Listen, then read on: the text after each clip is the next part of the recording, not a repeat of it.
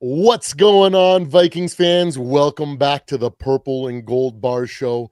I am your host, Supreme Overlord, aka Mr. AI Man 3000, aka Mr. Purple and Gold Bars, at your service. Today, we have a great one because we got the man, the myth, the legend, Mr. Mike Sports Vibe. What's going on, Mike? How are you doing, man? What's going on, man? Thanks for having me. Let's talk that talk about the Viking. Let's talk that talk about football. Let's have a show. Let's have a good show. Let's be hype in the chat. You know what I mean? Let's you know what I mean? Let's talk that talk. That's the main thing and have fun. You know what I mean? We one YouTube family at the end of the day. You feel me? Absolutely. I agree with your sentiment, man. Like football is supposed to bring us together. Sports are Not supposed to bring separate. us, not divide us. I know Yeah. there's fun and there's banter and trolling each other and stuff, but Um, even though I do a lot of that myself, I always finish saying, I love y'all. It's nothing but love on the end. I'm a troll master at heart. So I like to go hard, especially those that deserve it. You know what I mean? That want to troll hard. I'm going to troll back. You know what I mean? yeah, So, ain't but it's nothing wrong always with love, and that's why I love your energy, man. You've definitely been an inspiration for me. Like I love your football what? walks, man. No, dude, What? seriously, Inspiration? Oh absolutely, man, little man. old me, man. That's what's oh man. Bro, I'm you little go old live me, every man. single day. You got your banner on, you go for nature walks, you're getting your steps in, you're talking that Yeah. talk. And it was like, I'm doing my thing, trying to make my Wow. videos, do my content. And I look over you and you're just going every day. And I'm like, bro, like you were definitely one of the main reasons why I decided to be like, you know what? I'm just gonna go harder. Wow. I'm gonna go Oh, every that's day. crazy. I That's don't care. crazy. I don't care that work's got me busy and doing all that. You truly have Wow. inspired me and pushed me, man. Like I owe so many people, like the Purple and Gold crew, like you know, what I mean, like Rap Zoe was like literally one of the first guys that kind of allowed me to jump on one of his lives, on one of his watch parties, and kind of like let me be, Mhm. talk that talk essentially, and it kind of trickled from there. Rap was so welcoming and everything, and you guys have all been like a massive inspiration to me. So, and you were the most recent with the whole going live every day, and now I go live every day, man. That's Wow. you. Wow. Thank you, man. Hey, listen, I don't even know what to say. It's I don't all know what to good, say, man. but wow, man. I'm just happy that I can inspire anybody, man. I'm just being myself, man. I'm not trying to be like nobody. I'm just being myself and you know what I mean, just talking that talk about my favorite football team. That's just what it is. Like people got to be themselves and you just never know who's watching that you might inspire. And that's the beautiful thing about being a content creator because you never know who's watching you. You never know who's like, yo, this guy, I want to it's motivating me. Like there's a countless of people that motivated me. Like Mhm. Vocal Vike, he motivated me from the very beginning. Him and this other YouTuber that he's a Sixer fan. His name is his channel is I think it's he's RB Philly. He got like 40,000 subs. He's big time, right? And him and there's another YouTuber named Eastwood. He's another Sixer content creator. So there's multiple people that inspired me, but really to be honest with you, I think Vocal Vike was probably like the biggest one out of all of them. Yeah. Him and yeah, He definitely shows him. a lot. He shows love. Yeah, I call yeah. him our fearless leader, man.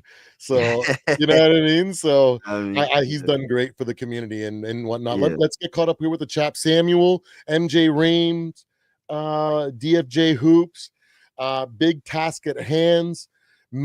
Queen Mary's in here. Oh, what up, Queen Mary? Salute, salute, Ron's opinion don't matter. What's up, salute. my guys? Oh my god. Oh, such beautiful. Oh, such. Oh my goodness. Let's highlight some of this. We got high. I'm so bad at clicking all these stuff. Thank you, Samuel, for reminding everybody to like and Mhm. subscribe to both of our channels. That's why we got the ticker going at the bottom so you guys can see how to reach us. Mike Sports, big has a big task at hand, says Mike Sports Vibes. Thank you for vibing with me. That's your line, bro. I love it. What you get me just That's so fun. hyped just by like Uh, your catchphrases, bro. When you say stuff like, with all due respect, we're gonna beat the brakes off you. I just go freaking wild when I I don't even watch know where that, I man. I don't even know where I be getting it from. I just be coming off the top of the Hey, dome. it's I just just be coming you, up with man. stuff. It just flows. The one thing Yeah, I got from my when I was in the military, when my first sergeant said, what did he say? Teamwork make the dream work. I got that slogan from him, but everything else, yeah, man, I be just like, I just yeah. come just be like the what I say. I say What Bobby say? I put you on the spot. Man. But you got so many catchphrases that when I hear Yeah. them, I'm just like, it just Funny. warms my heart or gets me freaking pumped up, right? So that's why I Funny. try to, that's why you inspire me. That's why I try That's to kind of live up to that, crazy. Mary Thank Fist you, says man. Skull, Queen Mary, what up, Mike Sports Vibe, the best sports channel on YouTube. Nah. I'm not gonna Salute deny to that. Salute to you. Salute to you. Thank you. And Thank you. then Queen Mary says, "You're appreciated, Mike. Thank you Oh so much." man. Hey, wait, I'm getting oh my gosh, yo. This is crazy. And then we got Man. Big Task at Hand agreeing with me, saying Mike Sports Vibes is awesome. And then Queen Shout Mary out to my saying Purple guy. and Gold, doing a great job. Thank you very much, Oh Queen Mary. I man. really appreciate it. Sports Hey. Prods in the building. Oh, don't do Vikings that. suck No.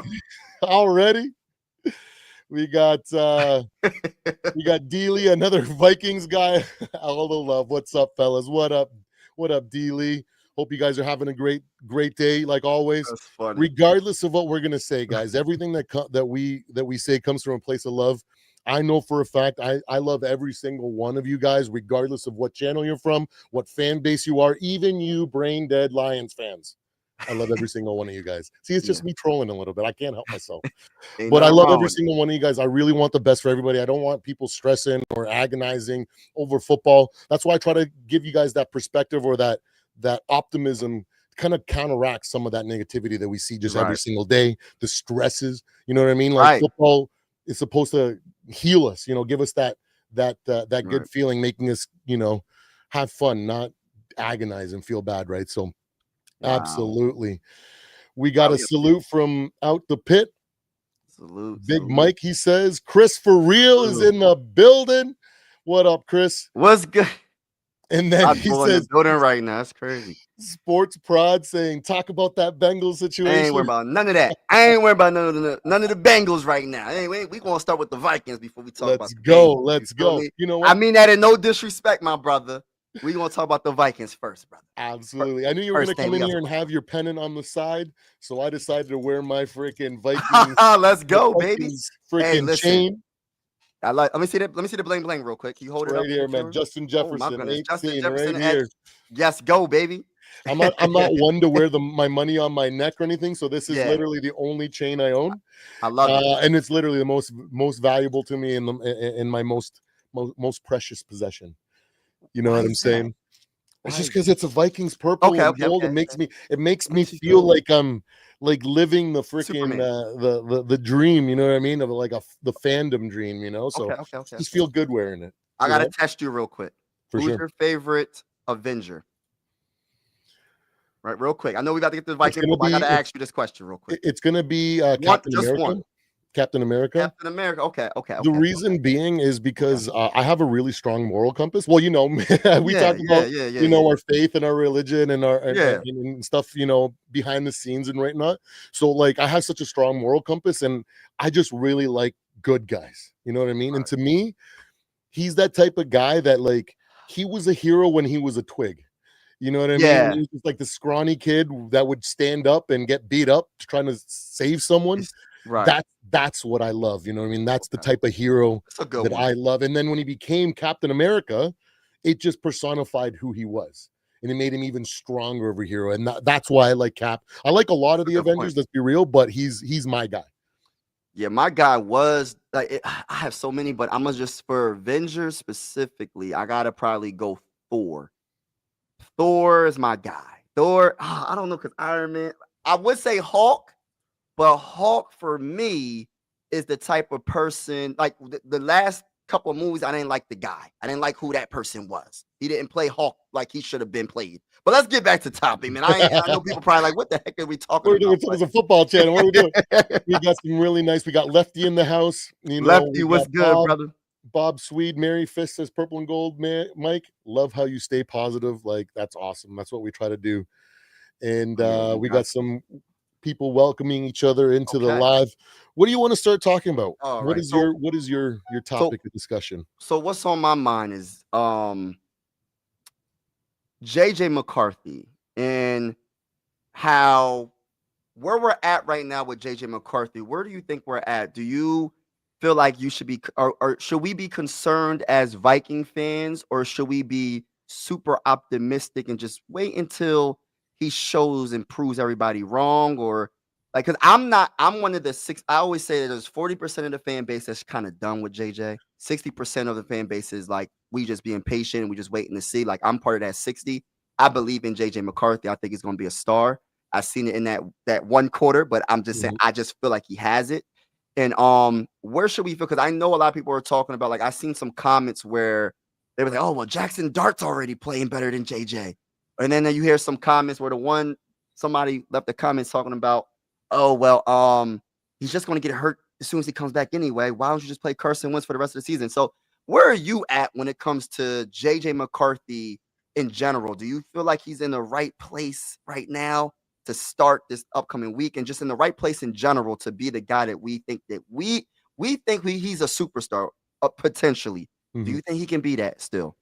Yeah, you see, like, I think you guys have to understand kind of like my background first, right? So I got like about a decade worth of being a personal trainer in my youth, right? So I've seen development on the physical scale, seen people, I've guided people from weakness to strength in so many different ways. I've helped clients, I've done physical rehab. I've had to train people with like different types of like arthritis and things like that. So like I have a different perspective on growth and development that way. And then I spent the majority of my career training people, right? So dealing with like classroom sizes of like 20-30 people and training them, right? So I've seen development happen in all different types of people, different personalities, different character traits. And that's where I kind of get my experience from, right? And then when it comes to development, one thing that it's true. It's like development isn't linear. And I've seen people like there's this lady Linda, man. Oh my goodness, this lady Linda in one of my classes. Like I remember thinking this was really early in my training career, and I remember having just rush judgment because of like the first week of training, and I was like, this lady's lost. She's not going to be able to do anything, you know. And then I had other guys in that same training class that just looked like superstars, right? And then 3 years later, when I go back to look at my training classes to kind of get caught up to see if was I right, was I wrong, she was still there, and she was getting really, really good, freaking hitting like all her targets and doing really good statistically speaking. And the guys that I thought were going to be like the superstars that were going to eventually replace me, gone. You know what I mean? So like those experiences have changed how I perceive development. So when it comes to the JJ McCarthy question, right? I believe that he's going to develop into something like a franchise quarterback. I don't know if it's going to be a franchise quarterback where he's just going to be a franchise kind of like hero where he gets inducted into the Hall of Fame, the Ring of Honor, or if he's going to be legendary and he's going to be or a Super Bowl caliber, you know, like first ballot Hall of Famer kind of guy, right? That I don't know, but what I do know is that at the very beginning, when I look at people, I try to identify their strengths and their weaknesses, and when I look at like the things that they do good, that's what kind of gives me hope that there's something there. Right. And I go back and I think about Linda and I'm like, oh, I probably should have really looked. She was a really good people person. She was very happy-go-lucky. She had a great attitude. And that's what you need to grow.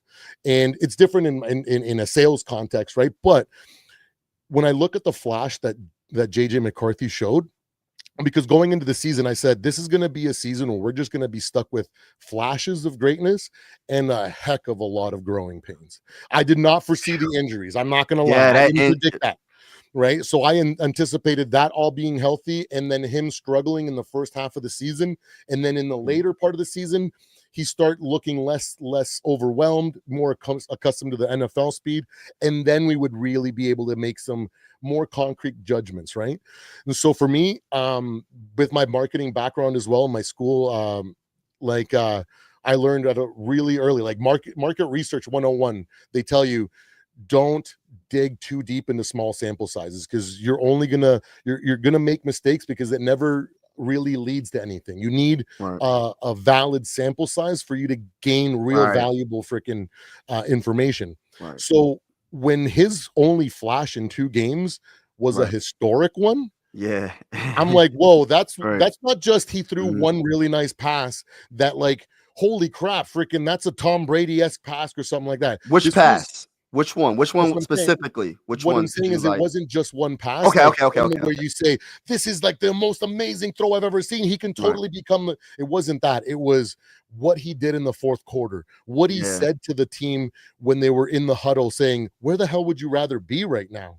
You Right. know what I mean? Like that, as soon as I heard something like that, I was like, this is a leader. This guy's a Yeah. guy that wants to win. He's focused in the right ways. He just needs the reps. He just needs the time.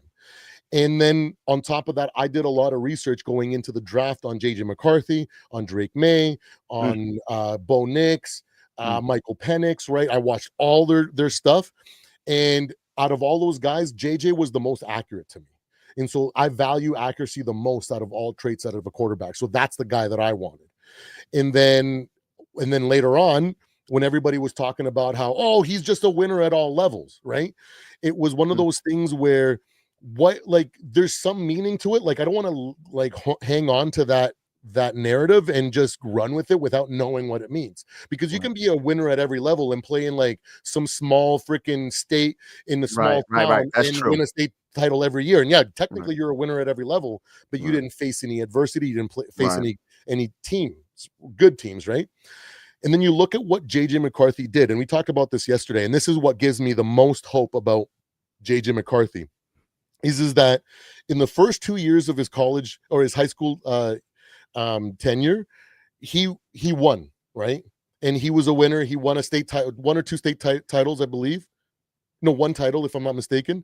Yeah. And then COVID hit, right? Right. And then when COVID hit, that really showed me what his freaking drive was, right? Because Right. think about it. Put yourself in his shoe. You've spent every day from Pee Wee, Pop Warner football until that moment of COVID, literally eating, breathing, sleeping, training, everything football just to get to the show. You know what I mean? Right. And then it would be very easy, like a lot of players did in COVID, where they said, you know what, I'm Right. just going to take this year to relax and Relax. recover, Right. and I'm going to get back at it next year when it's back into it. Mm-hmm. What did JJ McCarthy do? He said, no, I need to continue to chase my dream. I need to keep getting better. And he looked for a division in which he could play. He went to IMG Academy, which they play in a division where there's like every team is full of 3-star, 4-star, 5-star recruits.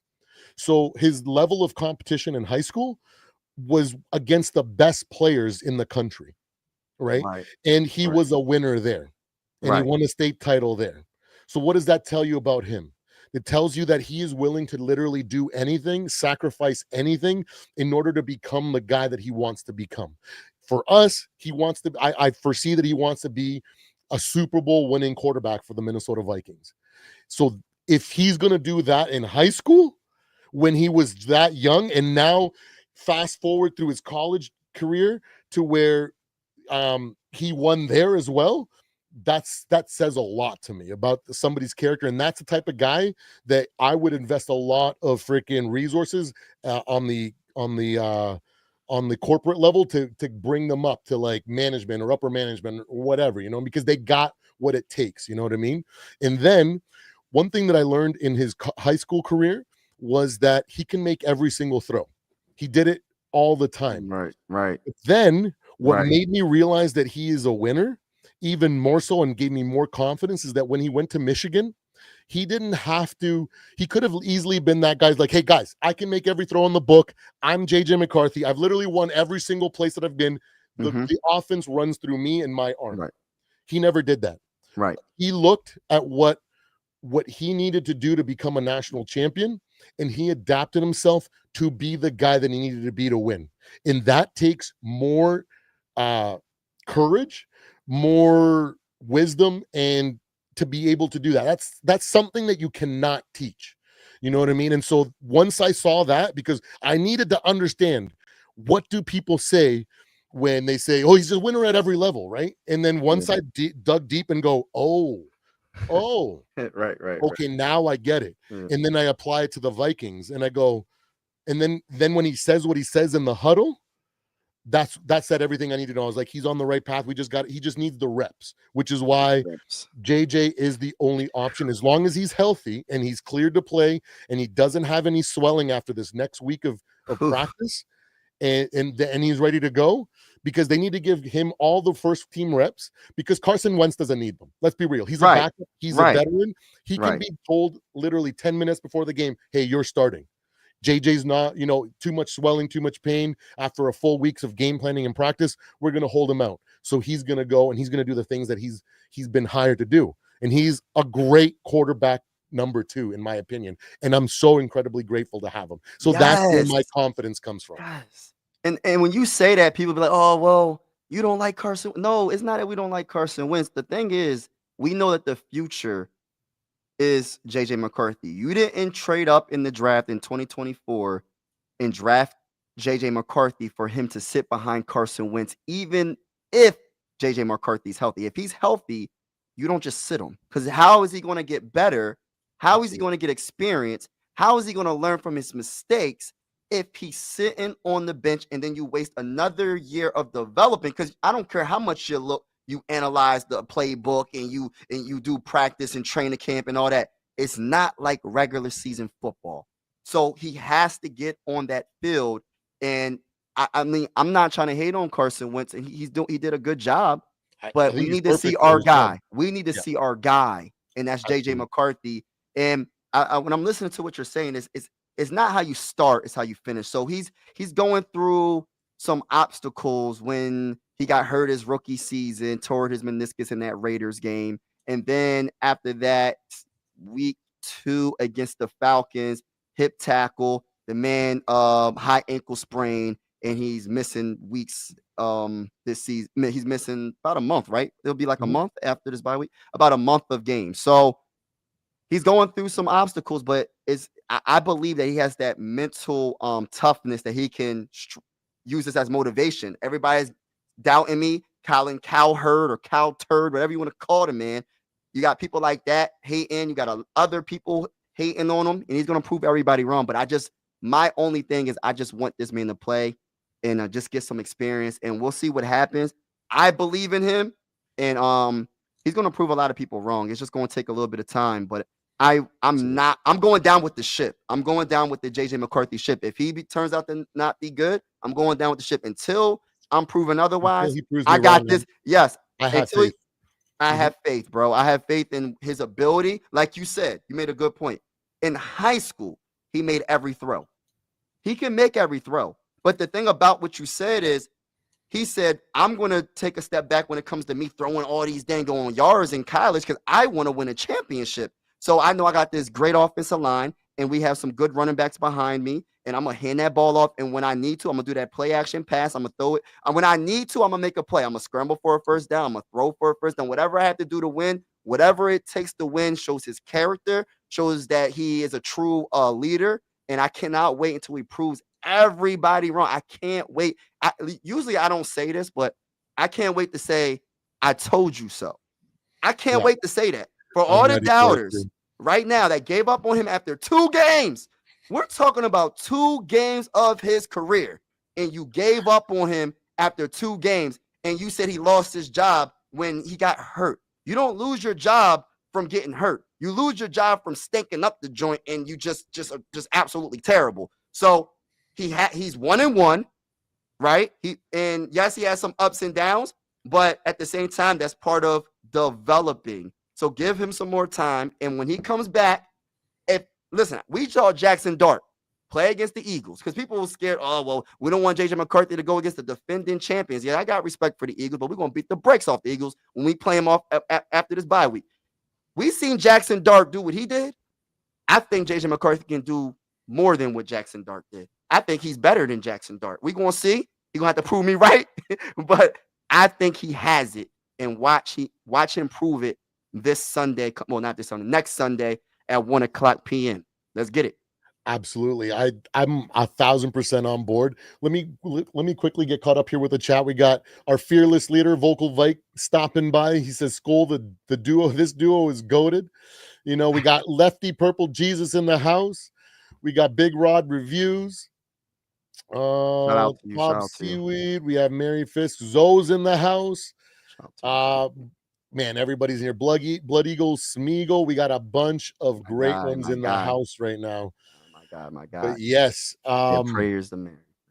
I absolutely agree. I think what drives me insane with my market research like with my bachelor's in commerce, essentially, is what I have.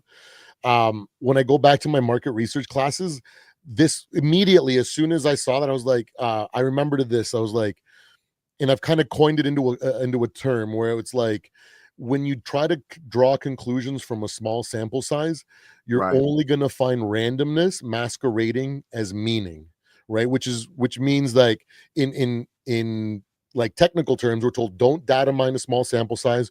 You're not going to find anything valuable. You need to let it grow, Right. because if you don't, you're going to end up going down the wrong path and wasting thousands or millions of dollars, especially in a marketing perspective, right? Because everything is very profit dependent, so you can't make mistakes that way, right? So I'm conditioned to be like, wait, identify some things that are starting to emerge, but hold off and wait till you get a bigger sample size to then confirm these early outliers. You know what I mean? Right. And so, which I find hilarious, because they used a 2-game sample size to say that JJ's we gotta start Carson, but they use a 1-game sample size to justify Carson being the guy to take us to the Super Bowl. It's literally mind-blowing. It's like, to me, the idiots that are saying JJ isn't supposed to start or he's not ready, whatever, these are the same idiots that would walk into a casino, dude, and put $1,000 on number 13 just because it might hit. Not because it could hit or will hit. It's because it might. And they're literally banking on a prayer. Because let's not get it twisted. If the best case scenario, like the Cinderella situation, the one in a million kind of situation, is that we get lucky and Carson Wentz kind of avoids all the bad teams and gets us to a Super Bowl, and then we just happen to win. That's the miracle shot. Okay, this ain't Nick Foles' story, baby. This ain't a Nick Exactly. Foles story. I respectfully speaking, bro. But Like, this ain't Nick Foles speaking. No, this ain't that team. But my point is that that's what people are banking on, a moonshot like chance, right? Bro. And then what's actually most likely to happen, what's actually probable, is us squeaking into the playoffs, 9 or 10 wins, whatever it is, to make it there, depending at the end of the season. And then Carson goes into a wild card game. I think Carson can win a wild card game against another flawed team, because wild card teams are usually the flawed teams that don't have a great defense. They don't have something, right? And they just need to get lucky, like the New York Giants, right? In Eli Manning. I can't stand talking. Man, they get when you look at what's most likely going to happen is when he hits a divisional team, when he hits a team that's actually well-rounded and good, they're going to make him do all the things that he sucks at. Right. And then he's going to just not be able to perform, and he's going to get exposed, and then we're going to get embarrassed like we did when Sam failed in the playoffs. And then we're going to have 2 years in a row where we have a humiliating loss in the playoffs. And then what? Next year we have to go into the season and go, well, is JJ ready? And the second he D Woods is in the, we'll add you here in a second, D Woods. And then it's going to go the same thing. The second that JJ shows any kind of struggling, they're going to go throw in the backup with whoever we have, whether it's Brosmer, if we decide to go with him, or whether it's freaking some reclamation project like Tua Tagovailoa after he gets released dropped from the, some guy that's supposed to be fixed. And then they're going to say, throw him in. He's going to win us a Super Bowl. And then we're going to do the same thing and get bounced in humiliating fashion 3 years in a row. And then what's going to happen? We're going to lose the locker room. B-Flow's not going to come back. That's another factor, bro. AOC might even get fired. And then what? Now we're a dumpster fire, like freaking and then what? Just this is what they don't understand when they're asking for Carson Wentz. That's what they're essentially increasing the likelihood of that outcome, and they don't understand, because it's very difficult for people to visualize probabilities and possibilities. That's why a lot of people will go with the possibilities, because it's easier to imagine accidentally winning the lottery, you know what I mean, instead of what's most likely going to happen. Oh, I might have to play the lottery for 25 years before I win. Yeah. You know what I mean? So it's very difficult to rationalize those numbers for most people, right? So I get why people are, and on top of that, we're we're an organization that's full of winners. You know what I mean? So we've always pulled out winning seasons. So we've got this expectation where because we win and we have a all-time top 10 franchise winning record, we expect Super Bowls because we win. So winning is not enough for us. So I get that people are jaded and they want to get the Super Bowl now at any cost, and ignoring what that was going to cause or what's going to happen in the future because of it. So that's my 2 cents on that. And big ups to Mr. D Woods. Thank you for joining us. What it do? What's I hope going you on? guys are enjoying the live. Don't forget to hit that like and subscribe. Head over to Purple and Gold. Head over to Mike Sports, Purple and Gold. You're here. Sub to Mike Sports Vibes. Sub to Skull State of Mind. Get you guys won't be disappointed with the raw, unfiltered, honest commentary from all three of us. Different perspective, but the same love for the team, guys. Get over there and like and sub. Go ahead. What's going on? I don't know if Mike, you wanted to reply to what I said, or I look at it like I got I'm with you. Everything you said, I'm with you. I just feel like the biggest concern for me is not about his talent. It's not about can the man play. We've seen him play. Like you said, he's a winner in high school, he's a winner in college. My biggest concern is honestly health. Him being healthy to get experience. Because if you're not healthy, you ain't getting no experience. So that is my biggest concern out of everything. It's not about him not being able to play, because some people just think he's a bust already. It's not even about that for me. It's about being healthy. And I know you can't control everything. Things are going to happen. Freak injuries are going to happen. That's why I say you gotta. It's factors about the offensive line being hurt and other factors. I think play calling, the quick passes and stuff like that, to just keep them upright and just not being touched too much. But you know what I mean? You can't baby him at this point. We got to see what he got. And like I said, I believe in JJ. We're going to see what happens game by game, week by week. We're going to see. Absolutely.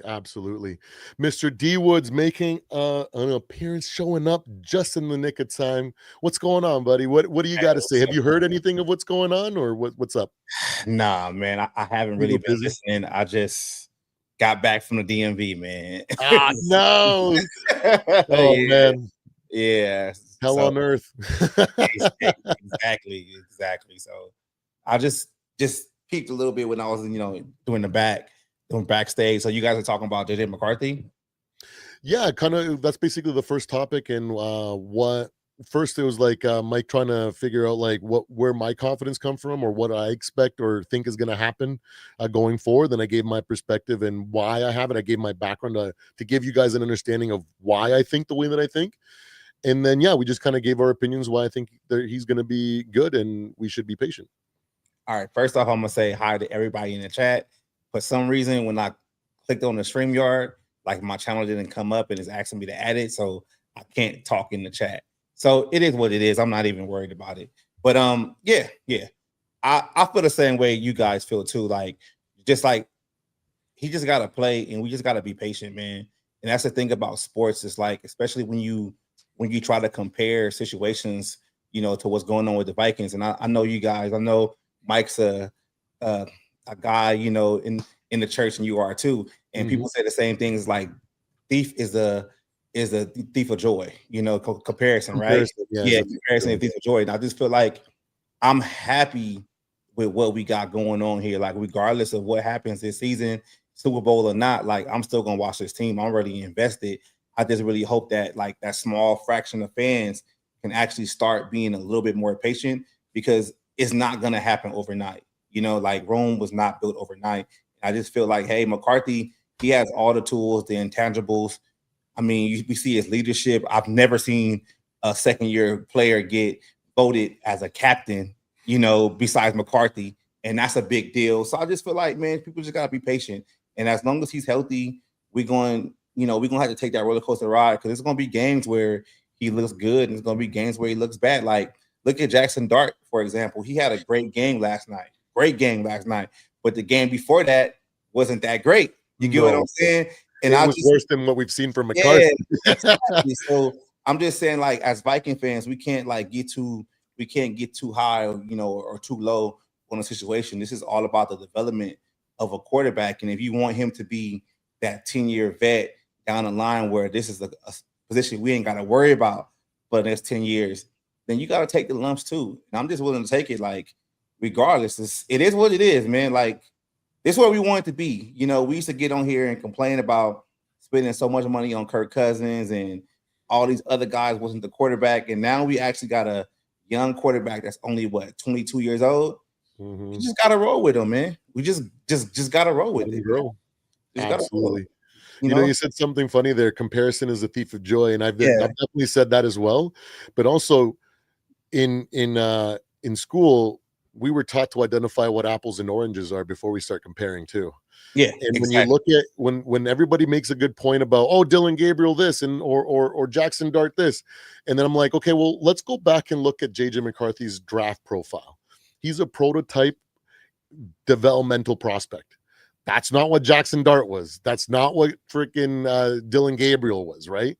Right. So you're not even comparing apples to apples. You're comparing apples to oranges, and when you do that, you're gonna find yourself in that situation where comparison is the thief of joy, because you're not analyzing things properly. And the thing is, in the league, I've tried to compare guys and try to find guys, like do my research, like prototype type of quarterbacks that have developed or whatever. It's just so hard to find apples to apples, especially at the quarterback position and their development, right? So that's where I'm coming from. Yeah, just how I feel about it, man. It's like, I've been waiting for this situation to happen for the past 10 years, man. Like, we were robbed with Teddy Bridgewater because of the injury, and then Christian Ponder didn't pan out. And that's the one thing too that people have to understand. And I'm gonna keep saying it, like, Christian Ponder didn't pan out. 2 years later, we draft Teddy Bridgewater. So even if, let's just say, there's a small chance that McCarthy is not the guy, you can just draft another one 2 years later. But you have to find out. Worst case scenario, right? If you let him play, and then at the very end, at the very least, we'll have a clear path forward. Exactly. One way or another. And that's better than being in this like half in, half out thing this year and next year. Like I think Mike was trying to say earlier with, like, I don't want this to prolong. I want him to give him the chance, right? Yeah. Right. I just want him to just play. You gotta that's the only way you're gonna get experience. You can't, like, the training camp don't mean nothing, bro. Like, I don't care how all the hype around training camp is bull. Oh, he made this nice pass to Jordan Addison in training camp, like, these joint practice. I don't care about none of that. Regular season is when you see. I don't care about preseason, all this. Oh, well, he should have played preseason. Man, bro, regular season. That's when you're gonna know something. Now, I'm not saying preseason is a bad thing. Don't get it twisted. But I feel like regular season is when you can get a better evaluation of a player's talent and his flaws and his strengths, and try to work on those flaws. You know what I mean? Like, them training camp, everybody was so hyped. Oh, he has such a good training camp. He's 13 of 13 with the passing, and oh my goodness, he doesn't need to play preseason, bro. That's cool. I don't care about preseason, but what sucks right now, and I'm pretty sure every Viking fan is feeling this way, most everybody, is that he's hurt. That's the issue. And I don't want him to rush back thinking that there's so much pressure on him because he thinks that he might lose his job from Carson Wentz. Because I'm not sure how big JJ McCarthy is, like, listening to social media, but I'm pretty sure he hears something. And a lot of Viking fans want Carson Wentz to finish this year for some strange reason. Respectfully speaking, I ain't trying to come at y'all, but respectfully speaking, y'all want Carson Wentz to finish the year, which I think that's a big mistake, because that's another wasted year of developing. And I don't want JJ McCarthy to rush back, but at the same time, I don't want to play him hurt. But at this point of the season, everybody's dealing with something. This just depends on the level of how hurt you are. You know what I mean? Now, if he's super hurt and he's still swelling, like you were saying earlier, don't play.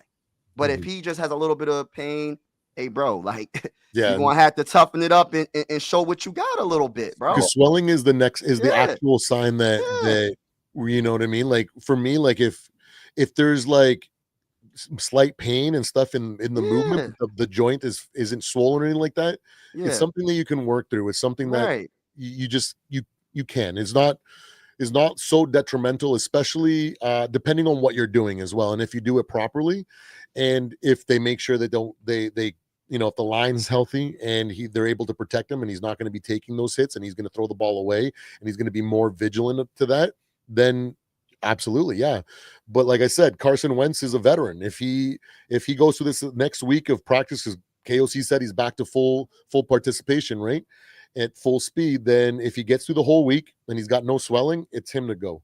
And if not, Carson Wentz can just step in. Literally, you can tell him 10 minutes before the game and he's ready. You don't need to give him first team reps.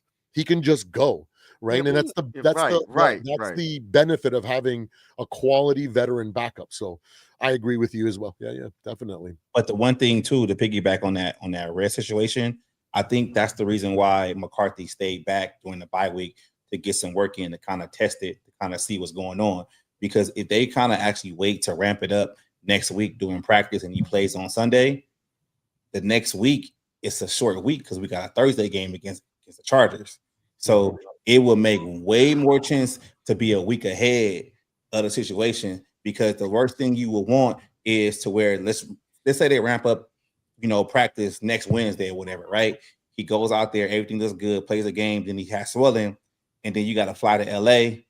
Now you gotta play physical pairs, right? Carson back in because he can't play. So that's why, like, I was just thinking, like, I think he's at a point to where he's testing that ankle, and I agree with y'all. They basically want to see, like, after testing it and pushing it to a certain extent, how's the healing factor going to go through? Because being a week ahead is it's a luxury, man. I don't know how y'all feel, but when I saw the schedule, I was pissed that the bye week was so early. I always wanted like week 10, but it's perfect timing though. Perfect time right now. Perfect timing. It all works out. For real.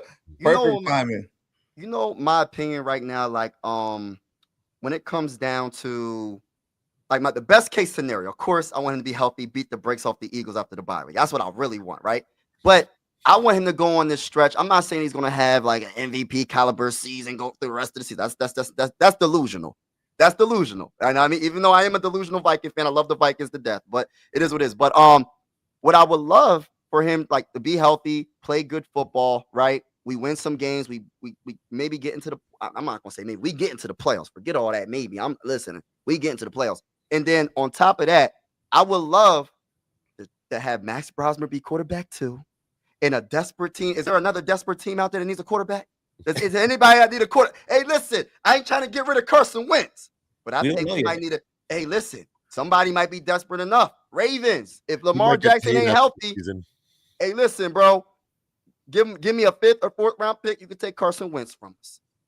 Yeah, I think he's gonna get I think he's gonna get like 19 million next year, 20 million from somebody. He's gonna get a bag. I think he's gonna get a bag from us, bro. I think he's going to get another chance to start somewhere else. You think so?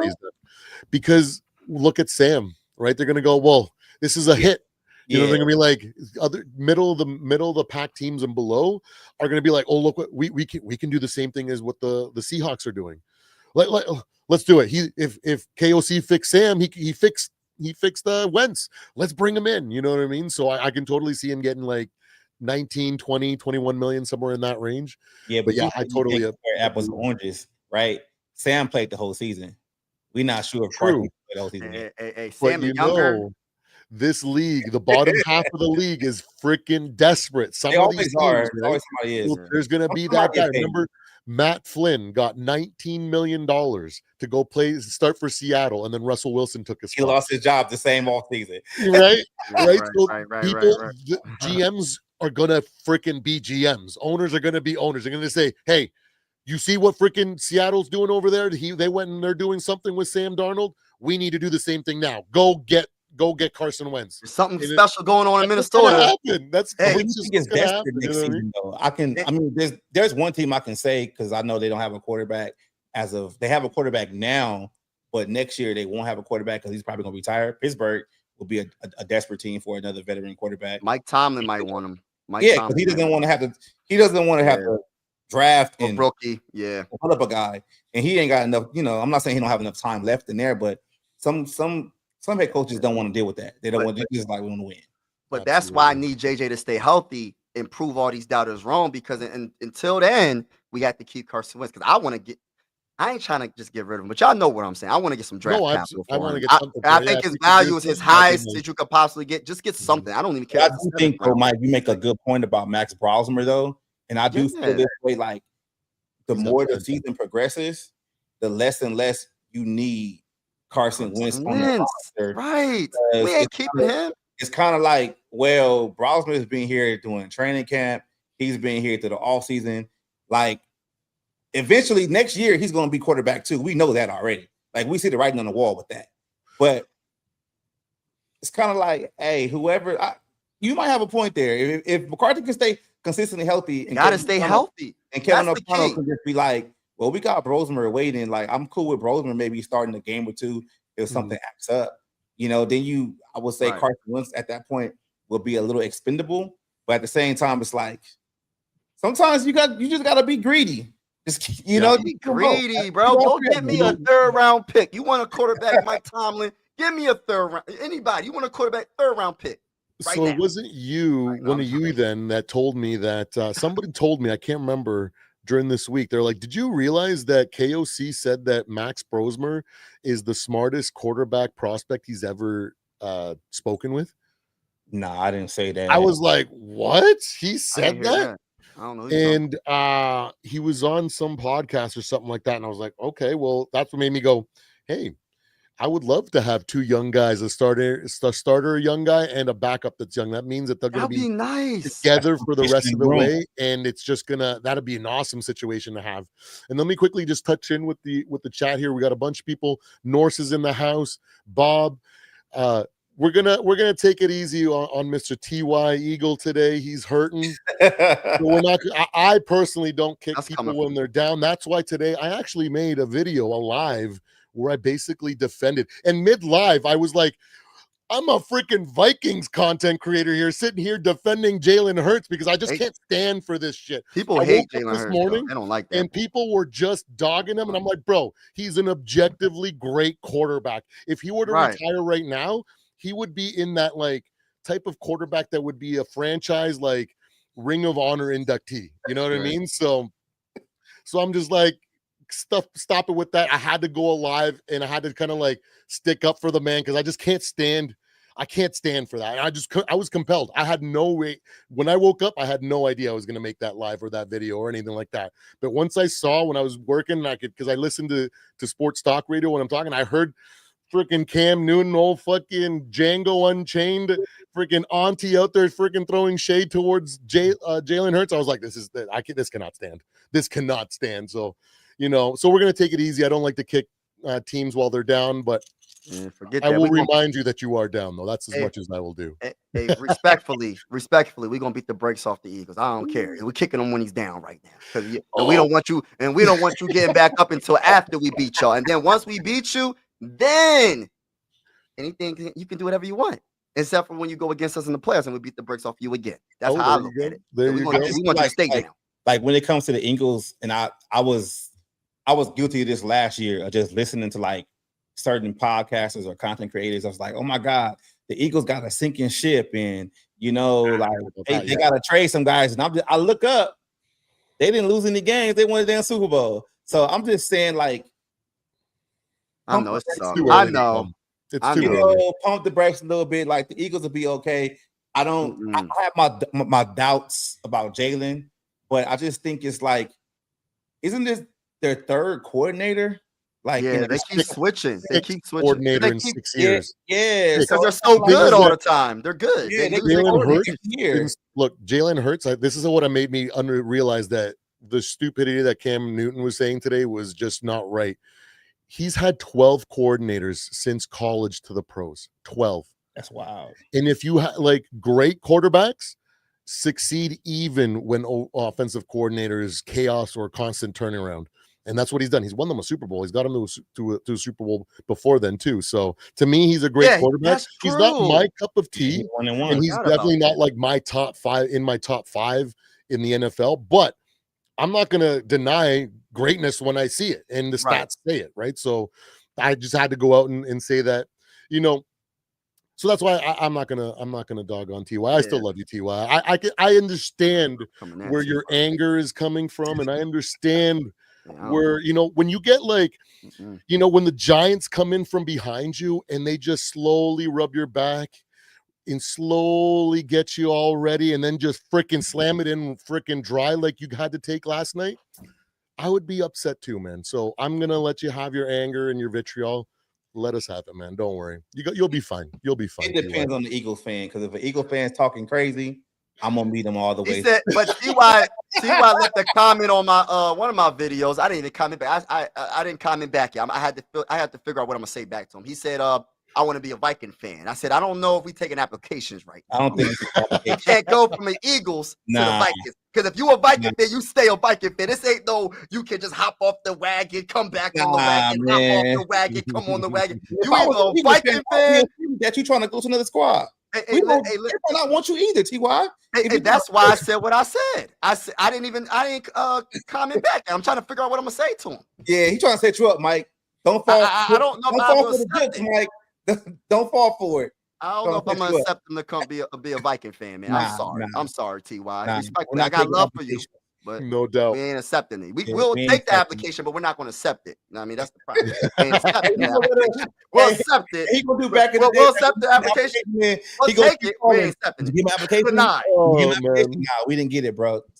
We it's ain't all get good, it. man. Ty, I still love you, bro. I still love you regardless, man. You're my brother in Christ, and you're still a human being, and I love you. But when we face our team, when our teams face, in the words of the great Mike, we gonna beat the fucking brakes off your team, boy.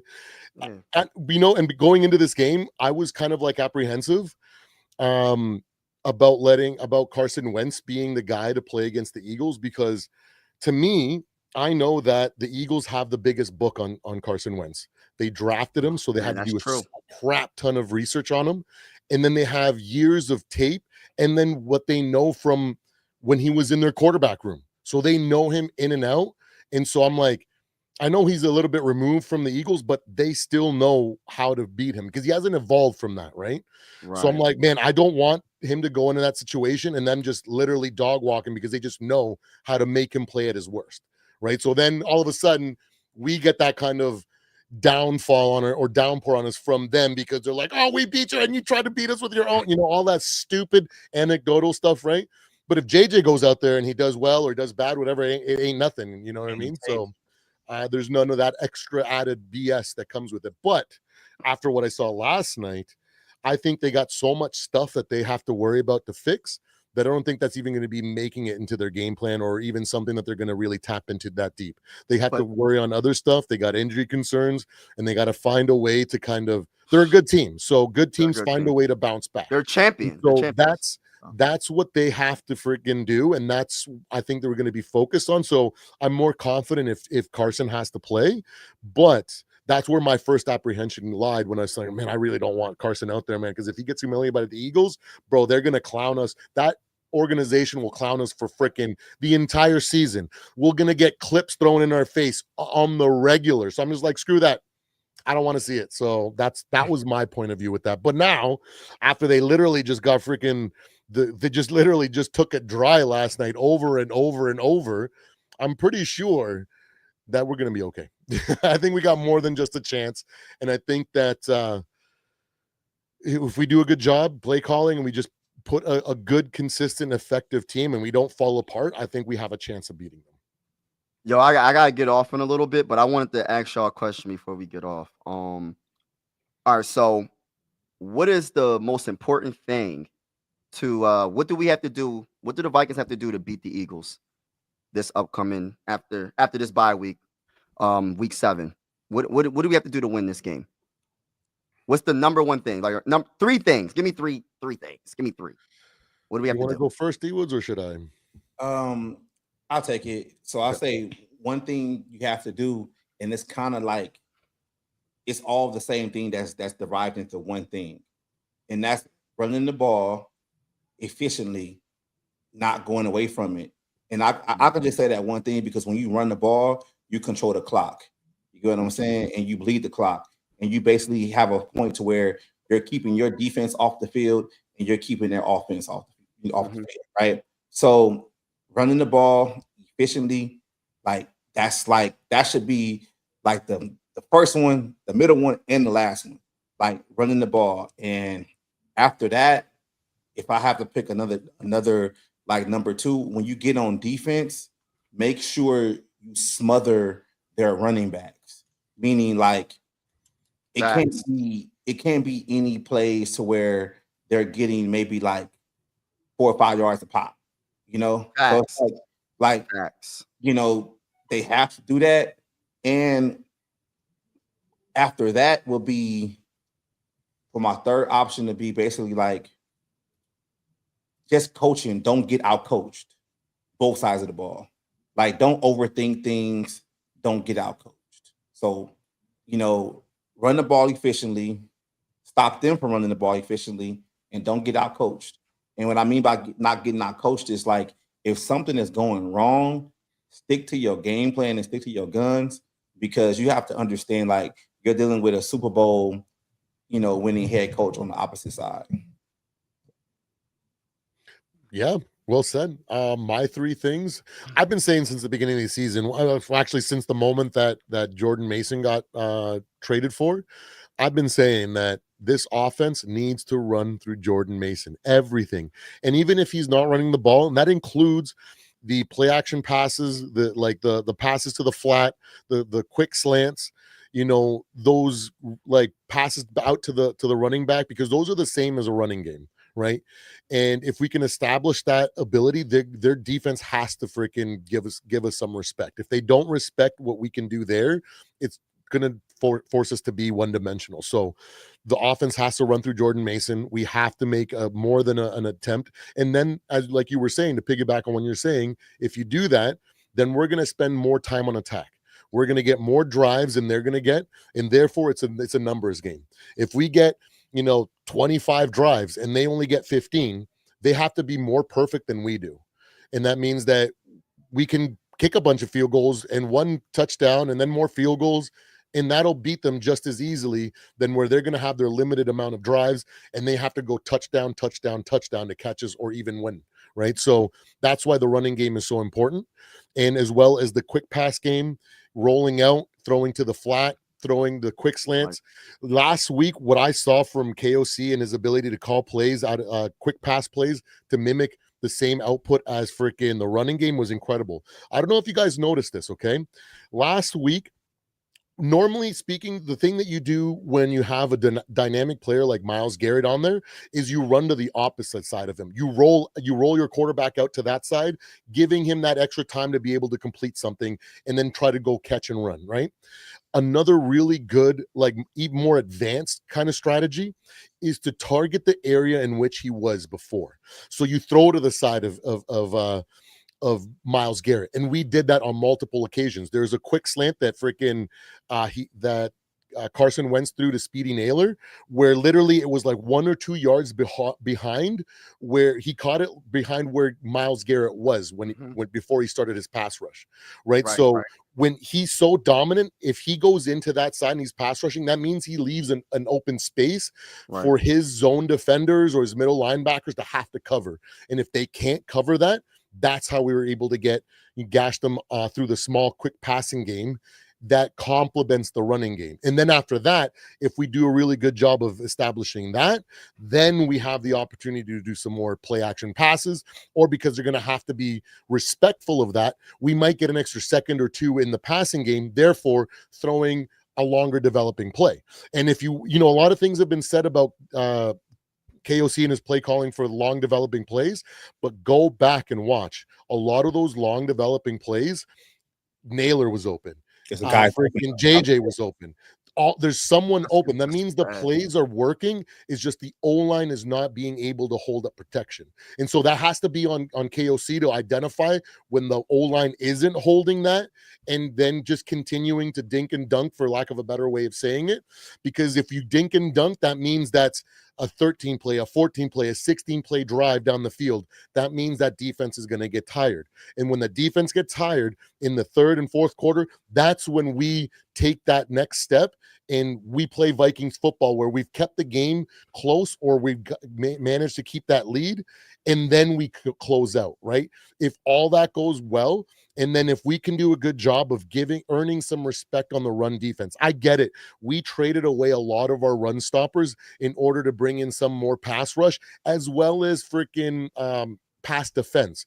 Right now, Vikings, when it comes to pass rush and pass defense, we're in the top 5. I think we're number 1 or 2. Yeah, we're top 6 defense total. But yeah, in passing, we're amazing. Exactly. Yeah, right. So that's one of our strengths, right? So, but if we can elevate to the point where we can make our run stop, it doesn't have to be elite. It doesn't even have to be great. It just has to be enough to where they have to give us respect. And at that point, that's when we can really take advantage and play our style of football. We can't let them make us play their style of football, because if we do that, then we're going to be on the back foot, and then we're going to be reactionary, and then that's when things go wrong for this team. And that's what I think we need to do. True. I don't know what to say. Y'all said everything pretty much, but I'll say for me, number 1 to beat the Eagles, you got to stop Saquon. You got to stop their run game. You know they're going to try their hardest to establish that run game after what the Giants just did to them yesterday. So they're going to try to establish that run game. So stop Saquon Barkley. Number 2, please try not to turn the ball over. No dang on fumbles. Like both running backs fumbled the dang on ball last game. And I know you can't it happens. But dang, Jordan Mason fumbles the ball, and then later in the game, Xavier Scott fumbles the ball. And I'm just being honest. We gotta take care of the dang on route. Treat it like it's a special. Just treat it special. Just don't get rid of it. You know what I mean? Just keep it next to you tightly. You know what I mean? Don't fumble that dang on special rock. And then also, for my third thing, and it's not me coming at KOC, right? I'm just being honest. That play calling that you gave Carson Wentz, that play calling you need to give that same play calling to JJ McCarthy. JJ McCarthy. That's all I'm saying, because we don't even listen. I feel like we're going to be healthy. I don't know if Donovan Jackson's going to be back. I think Ryan Kelly. He'll be back. He's already so Ryan Kelly's definitely probably not back because of concussion, right? He's Will Fries is there. Christian Darrisaw's good. Maybe Brian O'Neill. I don't know. Did anybody get an update on Brian O'Neill? No, we don't know about the right team. Okay, all right. So, but we're having some people come back. So I don't want you to be like, oh, well, we got some people coming back. Let's do these long drawn out plays. Still, quick plays. Don't just KLC, please. I beg you, because this is the thing. I want JJ McCarthy to be successful. I want him to prove all these doubters wrong. And I feel like the quick plays, not saying that you have to dink and dump the whole entire game. That's not what I'm saying. But get him in rhythm, get his confidence up, establish the run a little bit, and then eventually throw it past 20 yards. When they think you're going to do a quick play, hey, by the way, I'm going to beat you over the top. Here you go. Have a nice day, touchdown. And one more thing I want to say about the run game. All right, we do have, like, Blake Cashman. Did anybody get an injury report on Blake Cashman? Is he able to play or no? He's back too. He's coming back too? All right, so we good. We got the captain on the defense back. So maybe he can put the defense in the right positions to stop that run a lot better. I don't know about Andrew Van Ginkel with the neck injury. I don't think he's coming back yet. But Blake Cashman, I think, we've been missing Blake Cashman since the second. He got hurt the first game, right? First game. The dang on first game. Yeah. Oh my. Trying to chase down Caleb. Yeah. Oh my goodness. All right, so Blake Cashman's a big deal. He's so underrated. I don't think people understand how good he is. He's an eraser out there. Exactly. He is such a good player. But availability is the best ability. That's just keep it real. But he's such a good player, and I hope that he is healthy, because I think that our defense is already pretty darn good with him being there, being the captain that he is, the quarterback of the defense.